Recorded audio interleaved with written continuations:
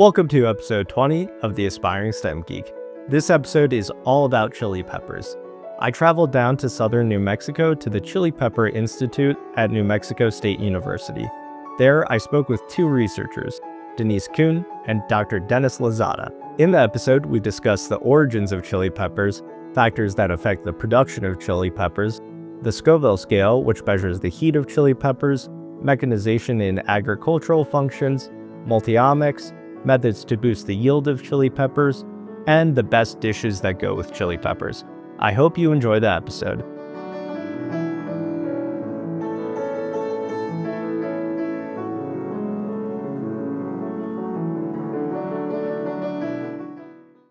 Danise Coon, Dr. Danise Lozada, thank you so much for having me. Thank you for having us. Yeah, thank you for having us. We're excited to talk about chili. Yeah, we are at the Chile Institute at the New Mexico State University, and we are here to talk about the most famous product out of New Mexico, chili peppers. So we're going to start with the most fundamental questions at the beginning. So what is a chili pepper and where did it originate? Take that one? Yes. All right. Yes, So go ahead. chili peppers originated in the Amazon rainforest in South America. Thousands and thousands of years ago. They started off as kind of these viney, low-growing plants with tiny, itty-bitty, round berry-like fruits on them. And birds are the primary responsible agent for moving them out of their center of origin. Birds and chili peppers have this amazing symbiotic relationship so birds don't feel as much of the heat as humans do. Their TRPV1 receptors aren't quite as sensitive to it as mammals are. And so they would eat these peppers, get lots of nutrition out of them, and then fly away and deposit the seeds elsewhere. And so birds were primarily responsible for moving them out of the center. Okay, interesting. And you mentioned fruit, so chili is technically a fruit, right? Horticulturally, chili is a fruit. Anything that comes from the flower of a plant is considered a fruit. Okay, awesome. So one of my favorite facts about New Mexico is that it is both the largest consumer and producer of chili peppers. It's like its own internal economy. New Mexico has different climate types depending on the region. In the north, you have the Rocky Mountains and a cold, semi-arid climate. The north has cold, snowy winters while the summer is warm and dry. In southern New Mexico, which we are currently in, you have hot deserts and semi-arid regions. Temperatures can easily climb over 100 degrees Fahrenheit or about 38 degrees Celsius in the south. What is the ideal climate for chili peppers? How much water is needed to grow chili peppers? So I think the ideal temperature is what we actually have here in the southern New Mexico. Dry, hot climates are very much ideal in growing chili peppers, and I think that's one of the major factors or reasons why we grow the best chilies in the area because we have that kind of climate. Chilies like dry and hot as I mentioned, weather, and also the water, the need of the water. Chili does not need a lot, but we still furrow irrigate here for many growers here. Drip has been one of the approaches, management approaches has been, or agronomic approach strategy that has been adopted in terms of the water because it doesn't rain here a lot. So it doesn't need a lot of water as far as when we grow or cultivate peppers, and it likes hot and dry climate, just as what we have here. Very ideal for peppers. So you have a neighboring state, Colorado. Is that also a good place to grow chili peppers? Not as much, I believe. Yeah, they grow, but not as much as here. I think so. The winter there is Yeah, much. the winters are rougher. They have a shorter growing season. And the interesting thing about chili peppers is they originated in a tropical climate and over thousands of years moved and adapted to different climates over the years. And so we have adapted them to grow in this area through thousands of years of cultivation. New Mexico has landrace chilies throughout all the different pueblos throughout the state that are adapted specifically to the environment in those pueblo areas. And I think it's the same with Colorado chili. It's adapted to that area.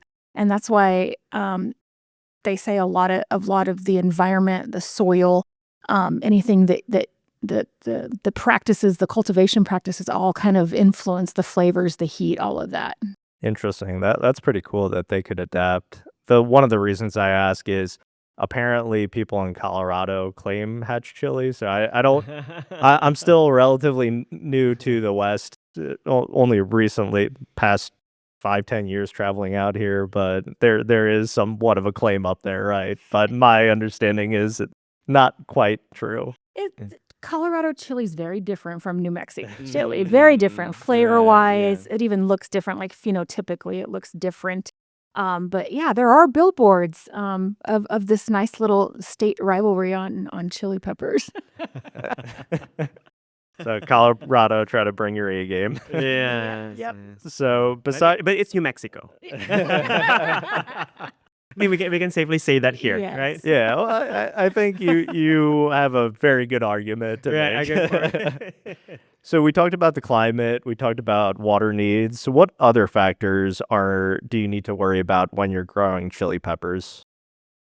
A disease. Yeah. Yeah, disease is Number number 1, I think. We have a lot of diseases in the air, Phytophthora capsicum, verticium. And there's been an emergence of tomato spotted wilt virus. I've been talking with a lot of growers lately, and it changes every now and then, but the disease pressure overall is quite high. And you expect to have a disease every single growing season, which of course affects production, affects the growers. I forgot to mention curly top is also another issue here. So there's a lot of biotic factors, diseases mostly, either viral or fungal in origin that affects production here, which is quite concerning. But that means we have to work on developing those varieties that could withstand these diseases. Interesting. So I know I'm going off memory because I'm actually going to be interviewing the founder in a few weeks, Dr. Paul Balson. Yeah, no, nice. And one of the things I prepared for is the production of chili peppers. I believe in New Mexico, but it's from, I'm going off memory, unfortunately. It peaked in the 90s or 2000s, then it's fallen. Is that mostly disease, or is that a variety of other factors as well? I think it's a variety of other factors, disease included. Labor has been another issue. And I think for some of the cultivars here, we might have just reached a plateau in terms of yield and productivity. So that means we have to develop more higher yielding varieties, management practices as well. So I guess it's a multifactorial issue that we have to deal with. But it's true that there has been a decline, and it is quite concerning. But again, going back to the mission of the program, our programs here, we have to continue on the work, knowing that the production has been decreasing in the past recent years. Yeah, no, the supply being interrupted, and I'm pretty sure demand is always. Yes, demand is there. Mm-hmm. So chili peppers are synonymous with heat. Do you use the Scoville scale, and let me know if I'm pronouncing that correctly, to measure the spiciness of your peppers? Yes, absolutely. So Wilbur Scoville was a German scientist back in the 50s that invented the Scoville heat scale. And he used human test subjects back then to get a rating of heat levels. And we do it a lot more scientifically now. Currently, we use high performance liquid chromatography, and that machine shoots out the capsaicinoids in parts per million, and then we put that parts per million into a formula that gives us Scoville heat units. When it comes to the heat itself, the Scoville or the unit that you measure, what are the hottest types of peppers? For example, bell peppers versus jalapeno versus cayenne. Wow, there's a scale there. So bell peppers are 0. There's a lot of there's a lot of. That's my heat.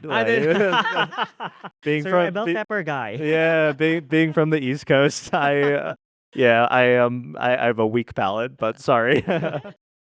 So bell peppers kind of start at 0. There are other sweet peppers besides bell peppers that don't produce capsaicin. And then you kind of go up a little bit to New Mexican types, and there's a range from like 1,000 to 10,000 Scoville heat units there. And then the next kind of set is between 10,000 and probably about 30,000, which are jalapenos, cayennes, serranos. And then it just keeps going up from there. Some of the more hotter annum types are like chili de arbol, chiltepines. Those are all pretty hot, around 100,000. Are ornamentals? Ornamentals can be Can be very hot hot too. too, and a lot of people don't Ornamentals. think that ornamentals are edible, but they are.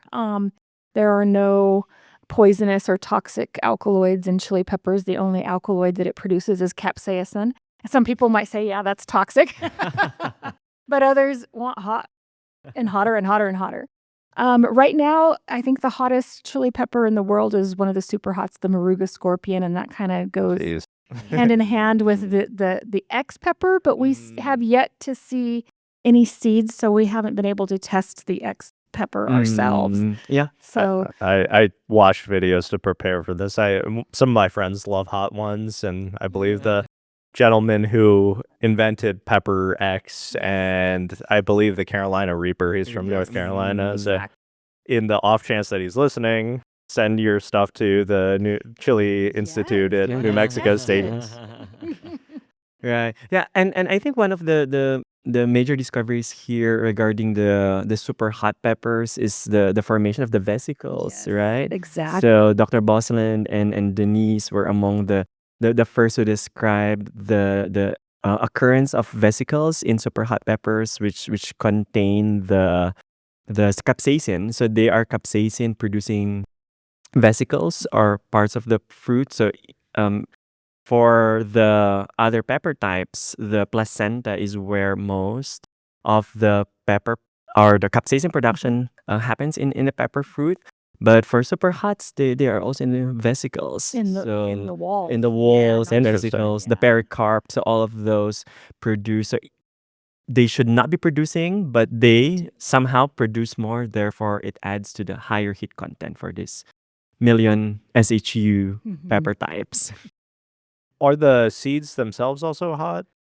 The seeds do not. Do not. produce. Yes. Oh, yes, okay. yes. For some reason, Right. I always thought the seeds Yeah. of a pepper were hot. Well, Yeah. depending on the pepper. Right. Well, one of the misconceptions, actually, many people Yes. think the general public think that the seeds are hot themselves, but they should not be producing any Okay. capsaicin. The fruit is the main capsaicin producing The organ. vesicles or the veins. Mm. And But the seeds actually develop on the vesicles. So they're in very Mm. close proximity to the vesicles. And seeds are very porous. So they can, if those vesicles are broken, the seeds can actually absorb some of that. So that's probably why the Well, there- misconception yeah, comes mm. from, yeah, the seeds But- are hot. They're hot because of their Yes, proximity yes. to the placenta. Yeah, but they themselves do not produce their own. Oh, cool. That's Yeah. really interesting. I was one of the many that assumed the seeds were hot. So then when it comes to you're eating a hot pepper, the heat is overwhelming. Is milk the best option to cool? And Yes, if so, why is it a good way? Yeah, right. Milk has a protein called casein. Okay, however you pronounce it, and that has a neutralizing effect on the capsaicin on the mouth, on the tongue specifically. So, it's not juice. It's not wine. It's not beer.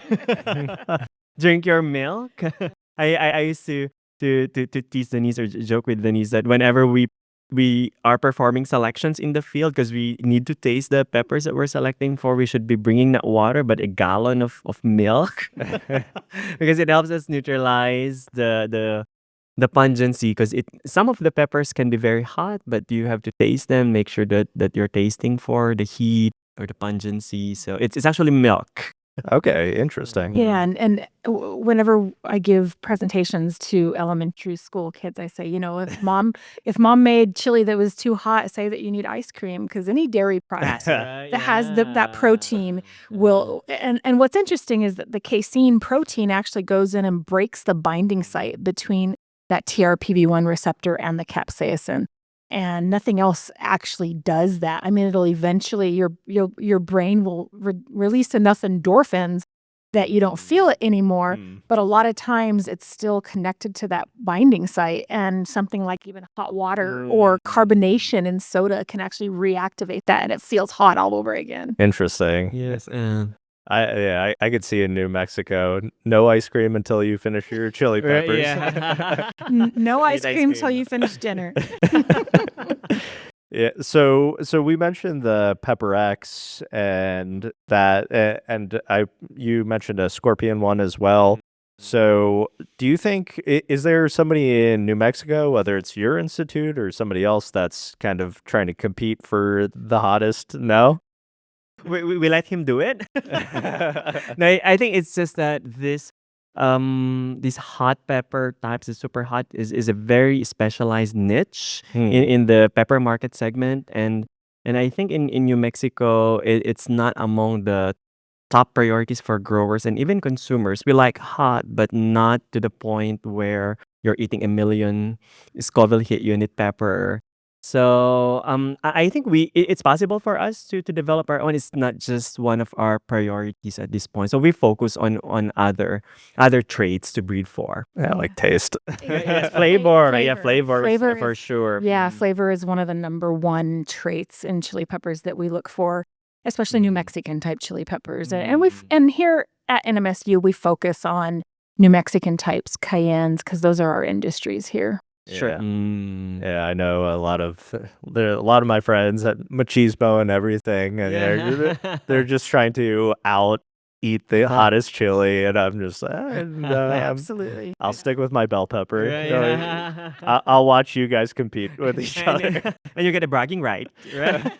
That- Yeah, after you eat those, but they're very hot, so they can cause a lot of I mean, like irritation, and so it's really we should really caution the public to not try this at home because it can be it is not great feeling. I've never tried them myself, but I know based on watching online videos that I should not do it because I know in the first place Yeah, it's just painful. how it's very painful. Yeah, Irritation, allergies also Yeah. occur.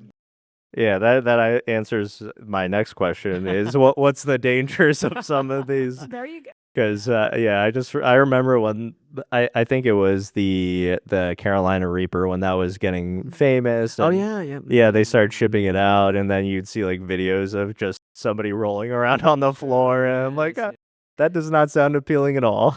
yeah. So, okay, let's move on from the hottest chili peppers. And if you visit a restaurant in New Mexico, they often have red and green chili listed on their menus. What's the difference between the two? This is your favorite question. Yeah, Yes, I I know. will let you answer this. So it's red or green. So funny story or interesting story on the red or green is one of the first trivia questions that I learned when I was visiting New Mexico, and I learned it from Dr. Paul Bosley himself. So I always tell people I learned that from the Chile man. So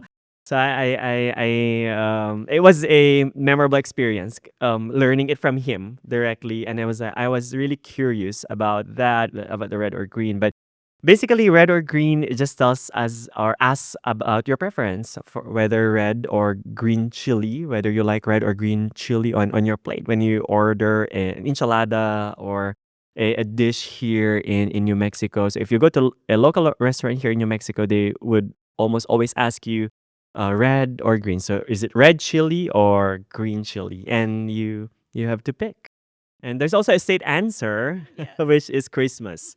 That means red and green. So it's very interesting. Yeah. I for personally, I don't know why, but I prefer red for whatever For reason. red, yes. Yeah. Are you Christmas?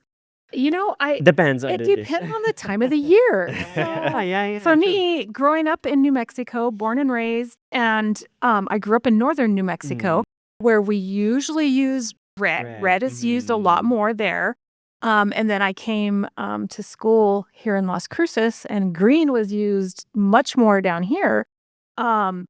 I think during the harvest season is when I really crave green, and I want green. I want that fresh green the chili. roast. Yeah, The that's roasted just been pepper. harvested and roasted. And then in the wintertime, that kind of New Mexican comfort food of red chili is what's really appealing to me. So yeah, and Yeah. Christmas, but it depends on the time of the Depends year. on, yeah. Okay. But did you say what kind you Christmas too. Christmas, Yes, okay. I like both red and green. So most of the time, regardless of the season or the time of the year, I like red and the green salsa put together, and it just has its own distinct taste and heat and flavor, which is very. It's gives a distinct sensation while you're eating them and tasting the peppers. Okay, awesome. So we have some chili pepper plants here. If it's okay, if I can get one closer to the camera Absolutely. while you explain. Yeah, absolutely. So these are NuMex Twilight. They were developed by Dr. Paul Bosland back in the late 80s. They are probably one of the most, probably the most popular ornamental pepper that the Chile Pepper Institute sells seeds and plants of. The little pods are upright on the plant, so they're nice and showy. They start off purple. The pods start off purple, turn to yellow, orange, and then red. And as you can see, when all the colors are on the plant at once, it's very striking, very beautiful. And they're also edible, but they're very hot. It looks really cool. Yeah, it's very distinct and like colors are awesome. Purple is my favorite color, so that definitely pops out to me. So since we're talking about the aesthetics also, if you drive around New Mexico, I know when I've been around Santa Fe and in northern New Mexico, you'll often see Ristra. I think I'm pronouncing that correctly. Ristra? Okay. And that's chili hanging by string and drying. And the first time I saw it was in Santa Fe. I really like the visual. It's a pretty cool, unique decoration, and it's an ode to the state. How long does it take for it to dry like that? And then what is also dry chili used for in general? So the kind of the historical significance of Ristras was it's kind of a welcome sign in New Mexico. A lot of the people in the area would finish drying red chilies in strings to use them throughout the winter. A lot of the native Pueblos did this as well with their landrace chilies. And so preservation was very, very important. So the dried chili was mainly preserved in the dried form so it could be used throughout the winter months. It's used as a powder. It can be rehydrated with a little bit of fat, whether it's butter or olive oil, something like that, and turned into sauces. So Food coloring. yeah, food coloring. We have an extraction plant here in Donna Ana County called Resolex that actually extracts the oleo resin from chili peppers to make natural dyes. And so yeah, lots of great things, lots of great uses come from red chili. Yeah, well, whenever I'm in New Mexico, one of the easy things to pick up and bring as a small gift to people is dried out chili powder. So So something I can't get here in southern New Mexico is dried chimayo chili powder, which is very famous for its flavor. And I just found out recently that my mother got me a pound of it, so I'm very, very excited. Yes, yeah. And one thing with this red chili peppers that we dry, like the paprikas and relatives, would be they usually have a very thin wall, which allows them to dry quickly. So the thinner the wall for these peppers, the faster it is for them to dry. So those with thicker pericarp usually are much harder to dry. So usually for the paprikas, what we select for if we're breeding for a paprika or a dried red would be a thin wall. And the wall, of course, differs a lot across various. There's a lot thick walled. Say bell peppers are thick walled, so they're not ideal for. I like to use bell peppers because you're a bell pepper guy, but they're usually harder to dry, and the paprika ones have thinner walls, which makes them easier for drying. Interesting. And so that's awesome. Now I want to get into some Chile Institute specific questions. So you are part of New Mexico State University, I believe. Mentioned we're in Las Cruces right now. For those that want to visit the Institute, when are the best times during the year to visit? I think you can visit year-round. We do have a teaching and demonstration garden that is sponsored by Miss Amy Goldman Fowler. She's a philanthropist and a horticultural author who's getting ready to put out a chili book, which we're all very excited about. And so she sponsors our teaching garden. Because of her sponsorship, we're able to give free tours, guided tours throughout the summer months. We get that planted in late April, and it's usually looking really nice by the end of June, the beginning of July. And then this last year, because we had such late freezes, it went all the way through December. So awesome. which is really crazy because usually we close it down about the end of October, but it just depends on the season. So being able to see the chilies growing, learn stuff about growing peppers is better during the summer months. We have started a smaller teaching garden type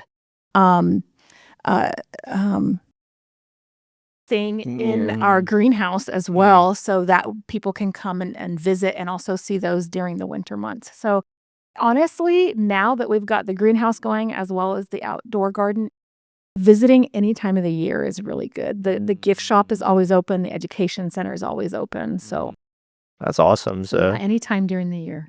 any chili fanatics, come down. And we always showcase the diversity of peppers. We Yes. have a theme every single year, which I think adds excitement to what we showcase or what we offer in the teaching garden every single year. And I think it's one of the top attractions, if not the top attractions. And we get thousands of visitors every year from all ages. So we all used to All over the world. all over the world, Come from all over the to world. tour people around the garden, and you just see the diversity of the different pepper types. What was the theme this year?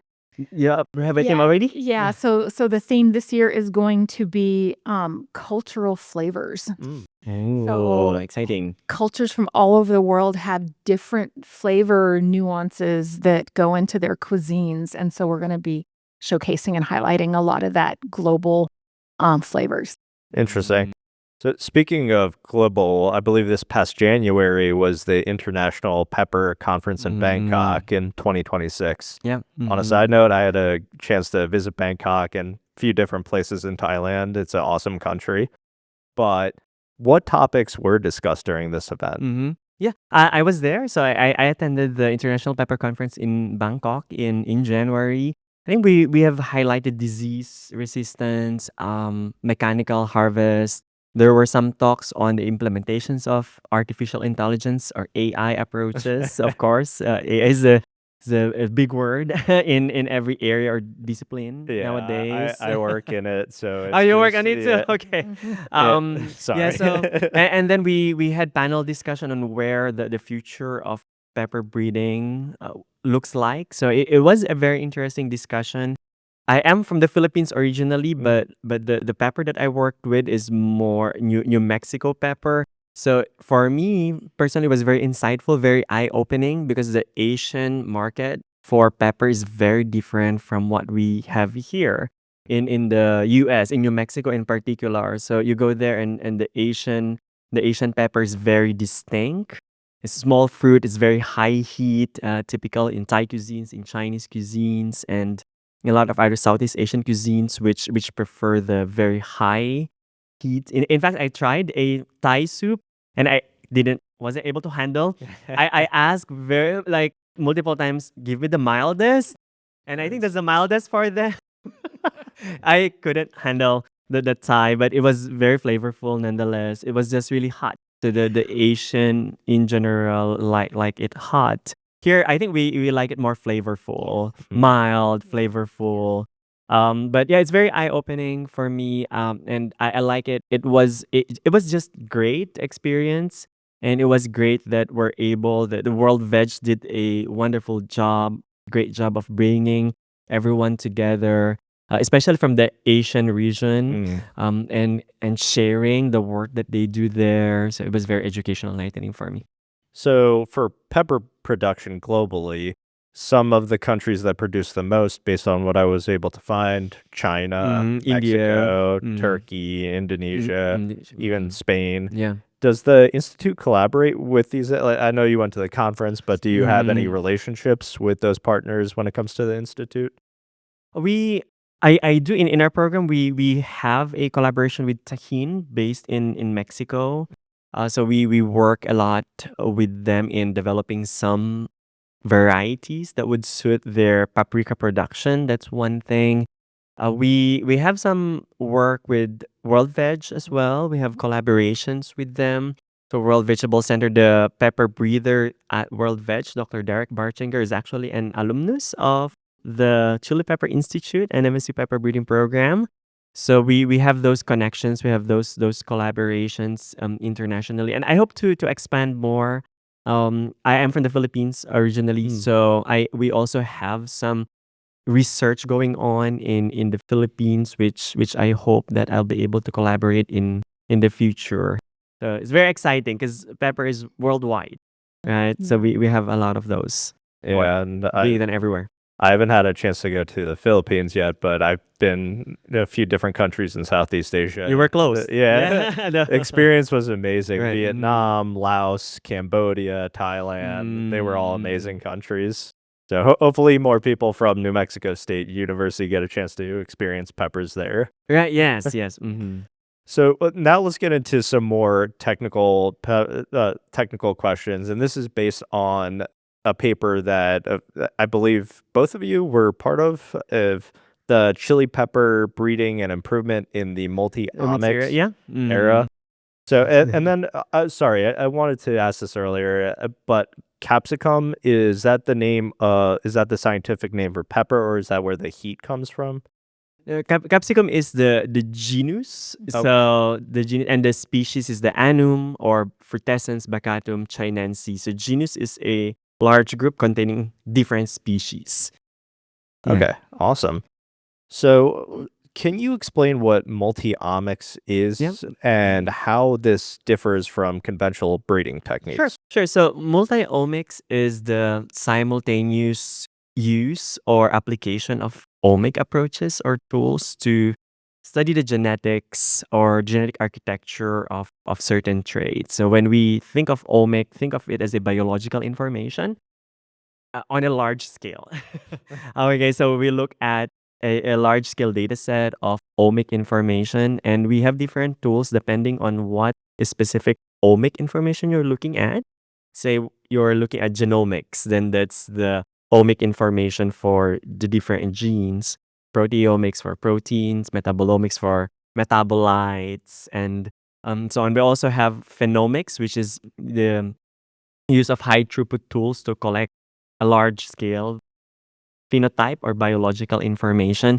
Now, it helps us to direct or drive our breeding and selection decisions if we have information from a complex trait, such as yield or disease resistance, if we know what genes are expressed, what specific sequences are involved in variation or in changes in yield, in disease resistance, and so on, we can direct our breeding and selection decisions.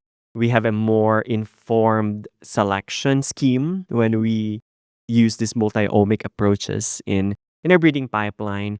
And it differs with traditional or conventional breeding in the sense that for the traditional or conventional breeding, we usually just look at the visual, the phenotype per se, what is actually observed in the field, without really looking at the molecular side. So the omics is more on the molecular side, and the traditional breeding is more on the phenotypic makeup. But they complement each other. They don't go without the other. Okay.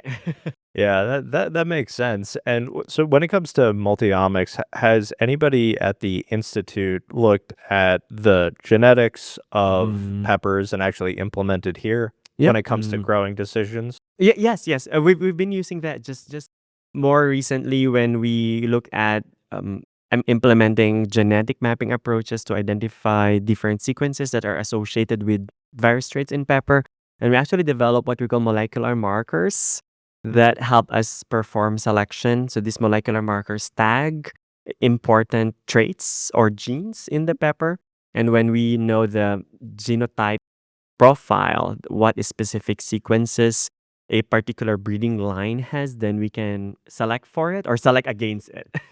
So it gives us another layer of criterion or criteria to select peppers for.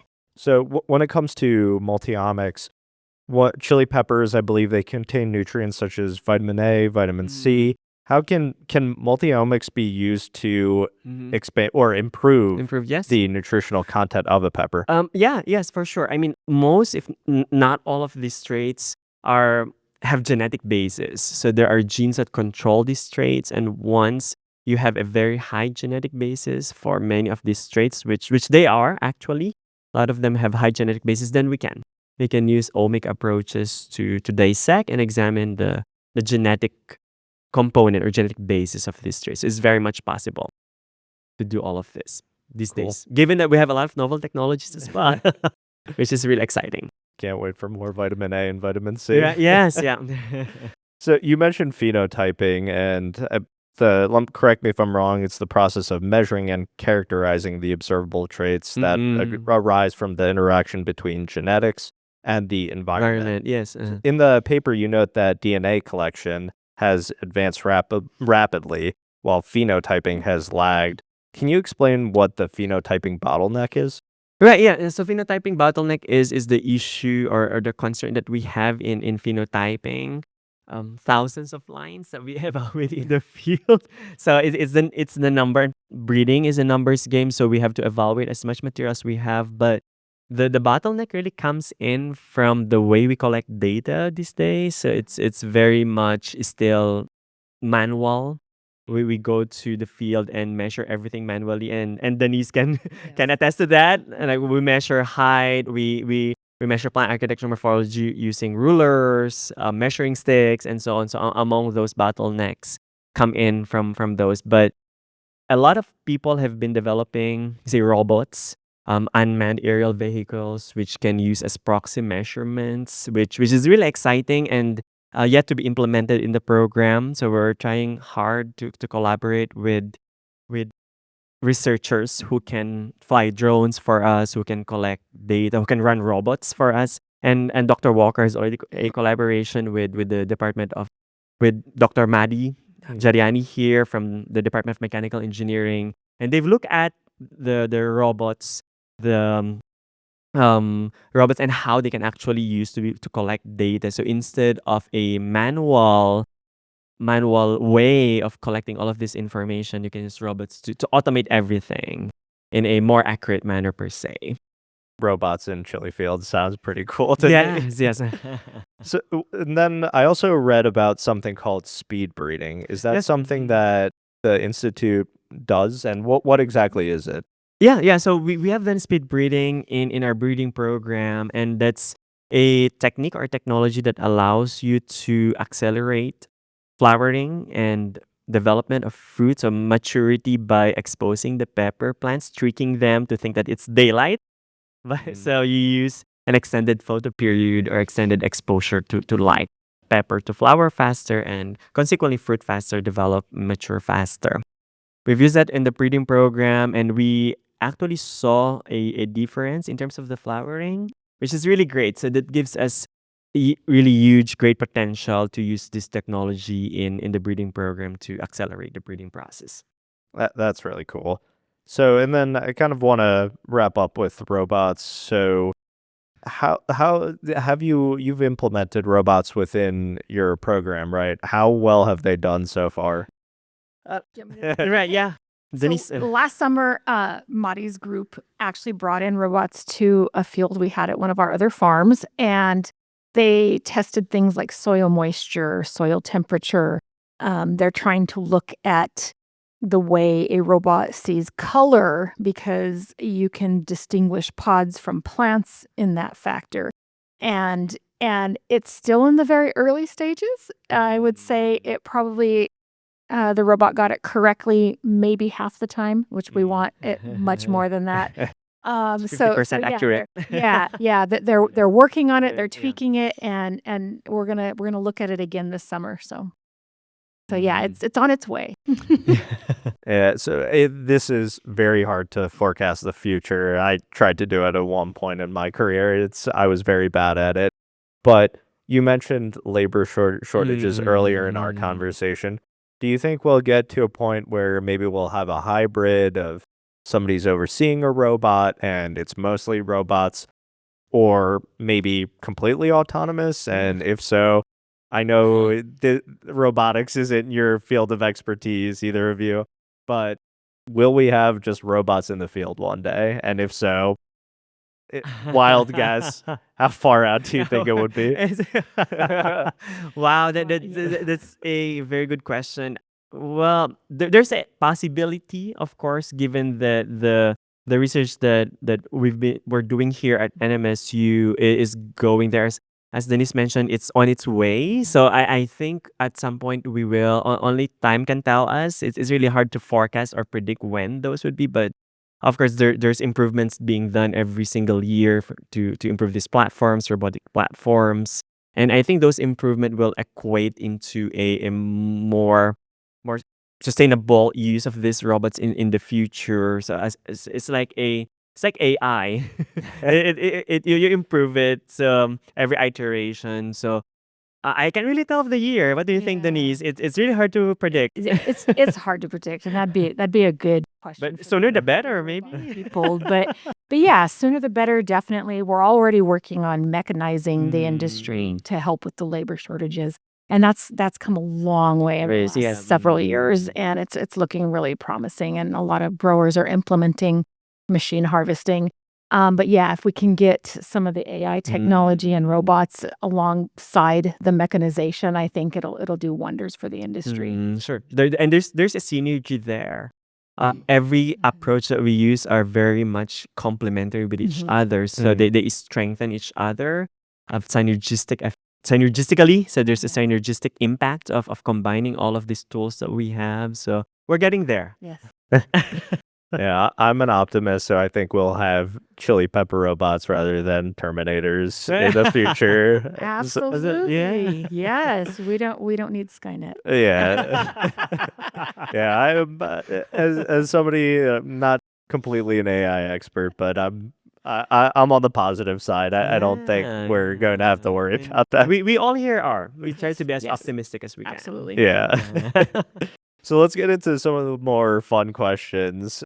Something I noticed when I was traveling out west is the difference in how you spell chili. So I think there's a famous restaurant in the United States called Chili's. Chili's, yeah. So that's how I assumed it was spelled. But then as I started traveling more to Colorado, New Mexico, I noticed there's an E.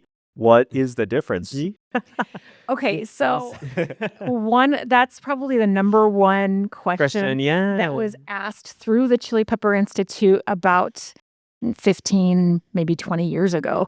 And so our explanation has always been CHILE is the horticultural side of a chili pepper or the plant. So the pod from the plant is CHILE. When you look at CHILI, we call that a dish that came out of Texas that has maybe beans, meat, protein, tomatoes, and CHILE powder to spice it up. So that's our explanation of it. And then even globally, it's spelled very differently in different ways. It's CHILLI, CHILIE. And CHILLI. yes, so there's lots of different ways that it's spelled. And I think the reason we spell it CHILE here in New Mexico is because of and I think I'm pronouncing this correctly, Nahuatl language Aztec language out of South America. They called them ajis, which translates to Chile. With an E. Yes. So another fun fact about New Mexico is you can get chili on almost any dish. When I started traveling to Santa Fe or the areas around it, Albuquerque, you go into McDonald's, you can get chili on your burger. If you go into a pizza shop, you could get chili on your pizza. What is your favorite dish that maybe somebody out of New Mexico would say, why are you putting chili on that? I think green chili in my scrambled eggs. Oh, I love that. And some people are like, why are you doing that? Just taste it. Yeah. Good. Yeah. For me, from the Philippines, it's very interesting. We have a dish called tinola, and it's a chicken ginger soup. And we do not put pepper fruit, we put pepper leaves. Okay, Yes, interesting. and it tastes like spinach. Yes. So we're among the few cultures. I don't know if any other culture who does that. Even the Thai, I'm not sure Yeah. if they eat the pepper leaves, but there's a very specific pepper that we grow in the Philippines. It's a Capsicum frutescens. We call it siling labuyo, where we get the leaves and we add it onto our chicken ginger soup. And I think it's as unique as you can get.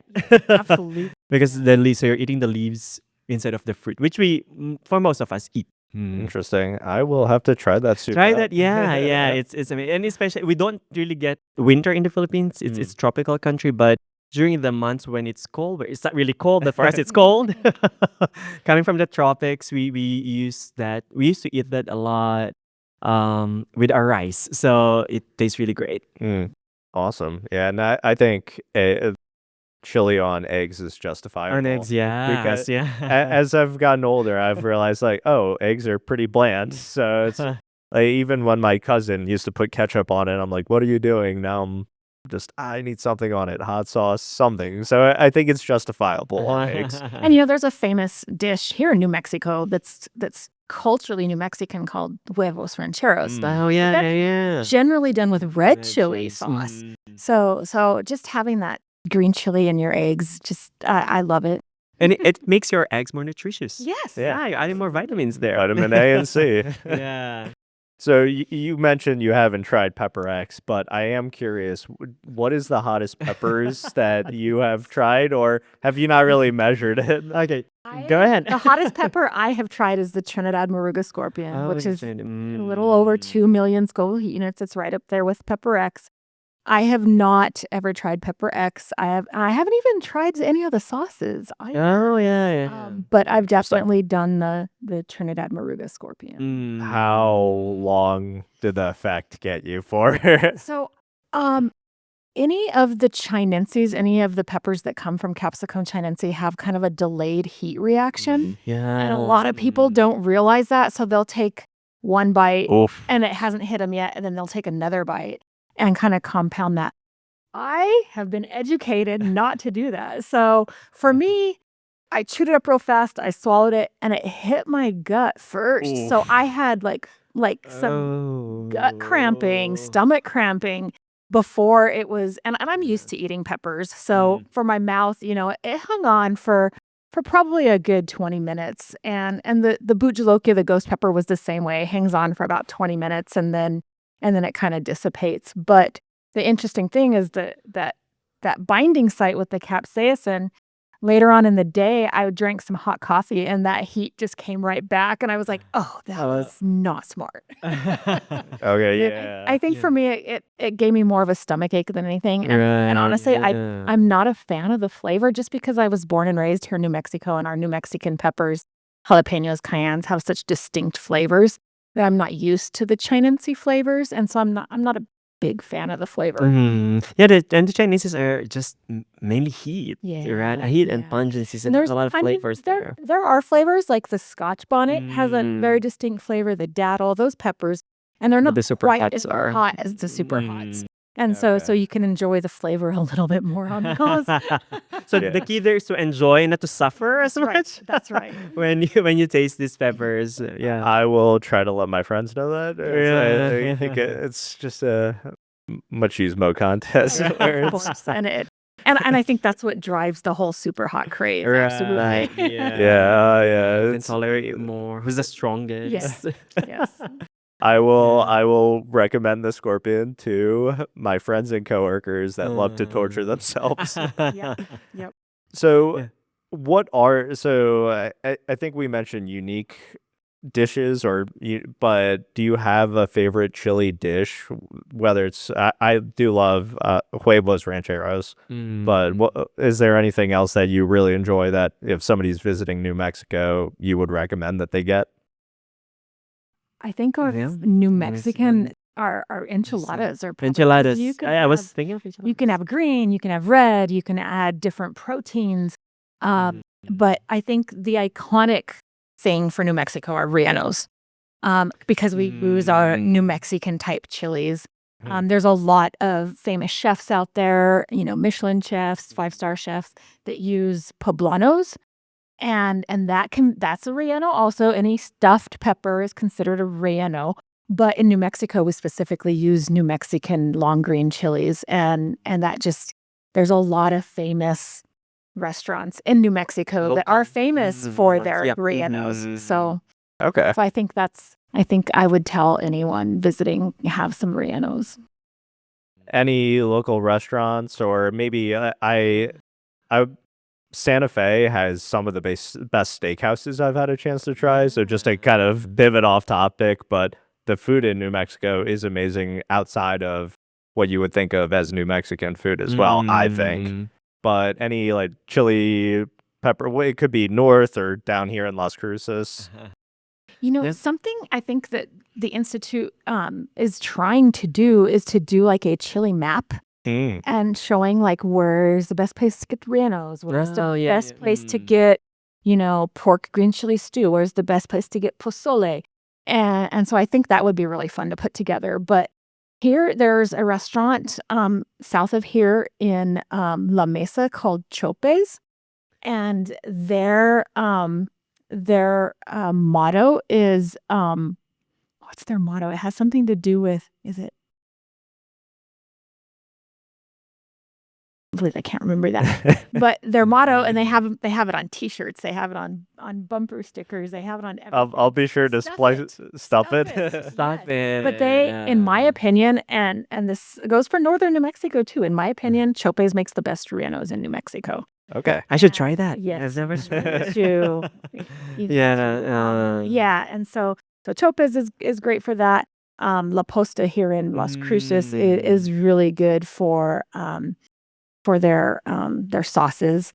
Andele's is very good for, they have like a salsa bar. So you can get, you can get herbal salsa, you can get traditional jalapeno salsa, you can get tomatillo salsa. I like the salsa where they put the pepper, the jalapeno, and soy sauce. Yes, they will roast Yeah. jalapenos and then kind of marinate them in soy sauce. And it's nothing that you've ever had before. Yeah. Absolutely Mexican or Asian. New Mexican Asian fusion. Okay. Because New Mexican cuisine is very different from Mexican cuisine, as it's different from Arizona chili cuisine. Tex-Mex. Tex-Mex, exactly. So Yeah, that is something I learned coming here, is the differences between, because I assumed, no, it's all the same, and it's like, no, I'm sorry. Yeah, may I add si Señor? That's also a personal favorite. Okay, Si Señor. awesome. Is it a local one, or has it been expanding? Si Señor, I believe, originated in Deming. In Deming. And then opened up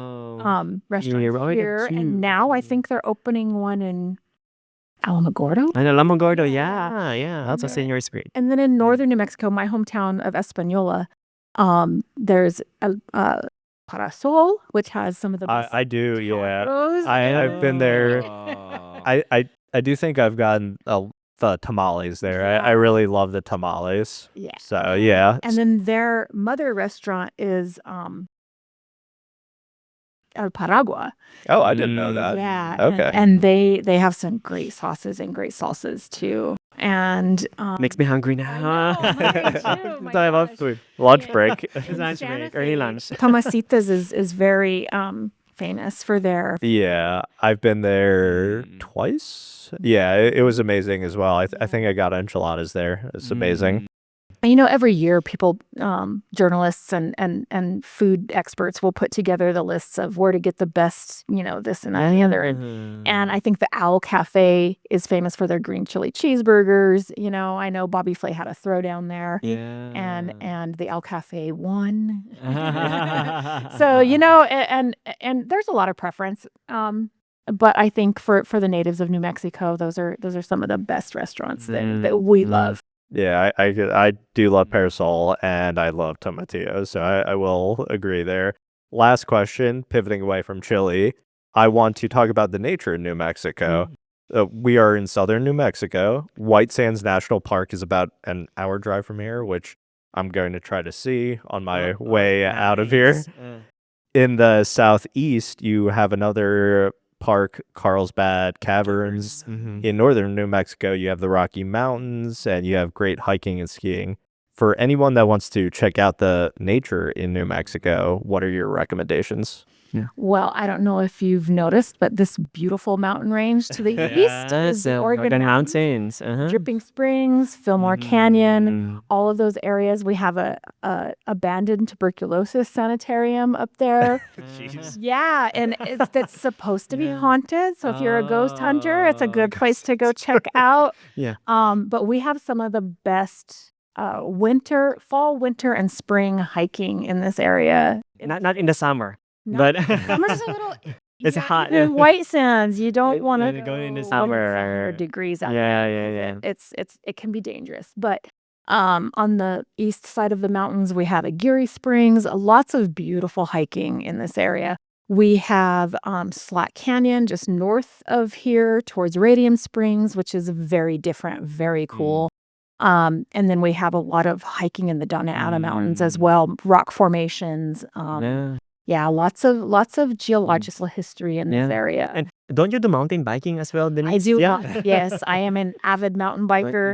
And the Donneata Mountains are a beautiful place to do mountain biking. There's a lot of road biking here too. I know the city of Las Cruces, and I think the state of New Mexico has implemented that any new road that is built has to have a bike lane. Okay. Wonderful. Yeah. We have a multi-purpose path that goes around the entire city here that you can use non-motorized vehicles on anytime you want, and that's really wonderful. Yeah. We have the climate for it. Right. Yeah. I've been able to bike all winter this winter because we haven't really had cold temperatures, so it's nice and it's a wonderful 90-degree winter only in New Mexico. So only supposed to hit 90 degrees next week. Yeah. Oh boy. So it's not yet officially spring, but so we're talking about that earlier when you were setting up, and then we're like, oh my gosh, so the summer will be 100 degrees in the field. I hope it just doesn't get over 110. Okay, so this gets into something else. So most of my life has been spent on the East Coast of the United States with some trips to the West. Only recently have I been kind of spending more time in the West. But the difference between a dry climate and a more wet climate. Yeah. So yeah, it's when I was in Pennsylvania over in November, it reminded me that's what I always thought of winter as, like you have ice that's kind of clinging to your face and scrunching it. And then I've also had a chance to experience some winter weather in Santa Fe and then north of there as well, near Española too, where yes, it's cold, but my face isn't like getting like scratched up by the cold. Exactly. Yes. I think our arid climate and our dry heat during the summer. I know we all deal with dry skin around here. I think New Mexico probably uses the most lotion of any state. Yeah. Moisturizers, hydrating lotions, shea butter. I do have I do have it when I travel here. Yeah. So there's that. The dry heat makes it a little easier to deal with the heat. Yeah. Anytime I go someplace that has a lot of humidity, I have a rough time because I'm used to this climate. So, but we still have sun 300 days out of the year. So Yeah, Yeah. it's amazing. Yeah. Yeah, I must say that dry weather is one of the best things here. I well, came from a humid, from the yeah, Philippines. Yeah, yeah. humidity is just very high. It's crazy. And coming here, it's like you can be in the field and stay there for a few hours, and it's Mm. like I think it's manageable. Just drink a lot of water Yes. though. So that's the key Stay here. I've never really drank a lot of water until I came here because it's very important to stay hydrated, especially in this very dry, arid weather.